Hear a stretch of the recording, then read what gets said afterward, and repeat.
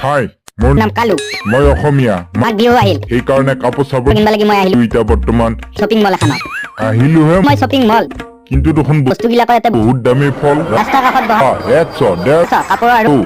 shopping মলৰ কাপোৰৰ একো পাৰ্থক্য নাই কিন্তু পাৰ্থক্য এটাই সেয়া কাপোৰ থাকে ৰ'দত আৰু এয়া কাপোৰ থাকে এচিৰ তলত কিন্তু ঘাম তেতিয়াহে ল'ব যেতিয়া আমি এচিৰ তলত থকা কাপোৰ কিনিবা আহো সেইকাৰণে ৰাস্তা কাষত কাপোৰ কিনাই ভাল বা বজাৰত কিনে ভাল মই এতিয়া এটা কাপোৰ নিকিনো আৰামত এচি হাৱা খাম তাৰপিছত এনে এনেকে ঘূৰি পকি অলপ বাহিৰত লৈ যাম এইকেইটা হ'লে নম্বৰ কুটৰ খাই তোৰ ওচৰত যাই সেইবোৰ বাৰে বাৰে কোনটো কোনটো ল'বি দেখিছেন নাই এটা ফুটিনি আনো আইচি বিচি দেখাত ভুৰনা লাগে শ্বপিং মলত সেইকাৰণে চিয়াৰ পৰা ৰাখি থৈ দে লিখি আপা